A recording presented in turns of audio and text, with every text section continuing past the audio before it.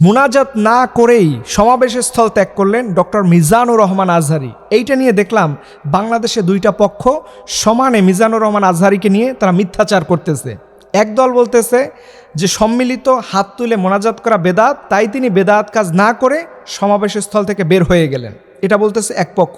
দ্বিতীয় পক্ষ বলতেছে যে ওনার হিংসার কারণে ওনাকে মোনাজাত করতে দেয়নি, উনি হিংসার কারণে মোনাজাতের স্থল থেকে বের হয়ে গিয়েছে। আসলে এই জাতীয় কথা যারা বলতেছে এর মোটেও একটি সত্যি কথা নয়। এই ভিডিওটা যদি আপনি দেখেন তখন দেখবেন শায়েখ আহমদুল্লাহ কি যেন একটা কিছু মিজানুর রহমান আজহারীকে বলতেছিলেন।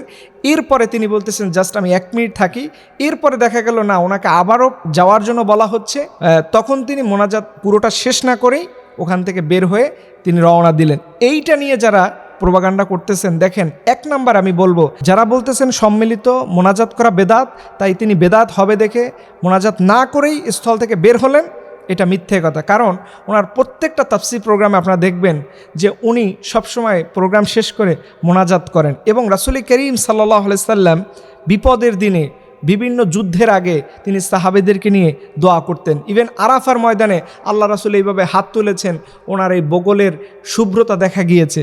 সো এই জাতীয় যারা বলতেছেন আমার খুব খারাপ লাগতেছে, এত বড় একটা সোহরাওয়ার্দী উদ্যানে আমার নির্যাতিত নিপীড়িত ভাইদেরকে নিয়ে একটা প্রোগ্রাম বাস্তবায়ন হলো, যেটা দেখে গোটা বিশ্ব বাংলাদেশকে অ্যাপ্রিসিয়েট করতেছে, যা দেখে গোটা বিশ্বের মধ্যে একটা প্রতিবাদ ছড়িয়ে পড়তেছে।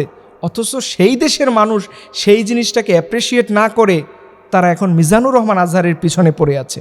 এটা খুবই দুর্ভাগ্য আমাদের জাতিদের জন্য, আমাদের দেশের জন্য, যেখানে আমাদের দেশের এই প্রোগ্রামকে গোটা বিশ্বের বড় বড় মিডিয়াগুলো হলপ করে তারা ছাপানো হচ্ছে, প্রচার করতেছে, বাংলাদেশের প্রতিবাদ আমাদের ভাইদের কাছে পৌঁছে দিচ্ছে।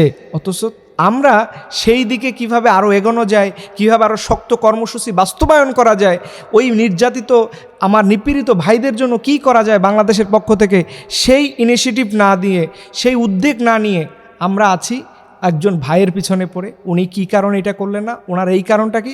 দেখেন ওখানে যারা উপস্থিত হয়েছে আলটিমেটলি সত্যি বলতে ওনার মতো তো কোনো ক্রাউড কারো পিছনে হবে এটা তো অপ্রত্যাশিত, কোনো একজন মানুষও নাই। কারণ আপনারা দেখেছেন যে উনি যখন প্রোগ্রামে আসতে শুরু করলেন, হুমড়ি খেয়ে সেখানে মানুষ পড়তেছিলেন, যার কারণে তিনি অসুস্থ হয়ে একবার রেস্ট পর্যন্ত নিতে হয়েছে। শায়েখ আহমদুল্লাহ অ্যানাউন্সমেন্ট করেছেন, এর পরবর্তীতে তো প্রোগ্রাম শেষ হলে মানুষ আরও বেশি হুমড়ি খেয়ে পড়বেন।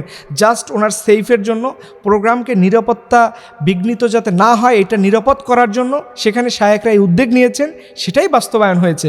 অথচ আমরা এখানে সেই বিষয়টাকে নিয়ে কি করতেছি দেখেন, আল্লাহ তাআলা বলছে ওয়াতাসিমু বিহাবলিল্লাহি জামিয়াও ওয়ালা তাফাররাকু। খবরদার আমরা যেন এমন ছোটোখাটো বিষয়গুলো এখানে হাইলাইট না করি যার মধ্য দিয়ে এত বড় একটা বিপ্লব এটা যেন নষ্ট না হয়। আল্লাহ সুবহানাহু ওয়া তাআলা তিনি যেন আমাদের সবাইকে, নির্যাতিত নিপীড়িত প্রত্যেকটা মুসলিম দেশের পাশে বাংলাদেশকে থাকার তৌফিক দান করে। আল্লাহ আমাদের সবাইকে কবুল করে, সবাই বলেন আমিন।